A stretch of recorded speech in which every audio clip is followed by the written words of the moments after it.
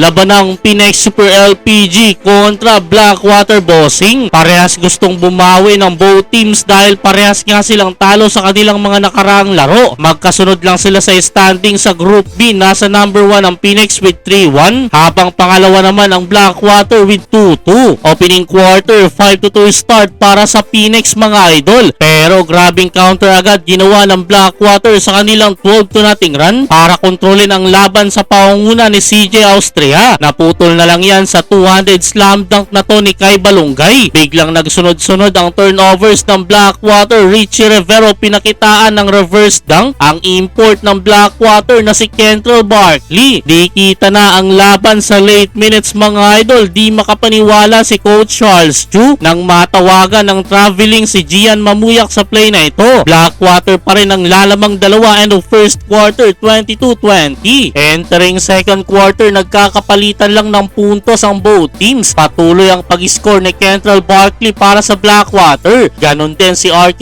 Ilagan mga idol. Instant impact naman si Dal Panopio. Para naman sa Phoenix nakakapag-contribute na din dyan si Mamu. Si Jason Perkins naman ang tumatrabaho sa ilalim. Dinudumi na ang painted area mga idol. Pero halfway mark nung biglang umabante na naman ang Blackwater. Unstoppable offensively kanilang import na si Barkley. Mahabang minuto din nilang napangawakan ng lamang. Di nagustuhan ni Rivero ang ampas sa kanya sa play na ito ni CJ Austria. Late minutes si BJ Johnson naman ang nagparamdam offensively. Umatake may kasama pang foul at tinapos ni Mamuyak ang second quarter sa kanyang acrobatic layup. Sila na ang lalamang isa mga idol. 54-53 end of first half. Third quarter sobrang dikit pa rin ng laban mga idol. Kentrell Barkley step back 3-pointer. Tinirahan lang harapan si Jason Perkins pero Perkins agad na bumawi. Iniskuran sa ilalim si Barkley may kasama pang foul. Di pa rin mapigilan ang pagpunto sa ilalim ni Jason Perkins mga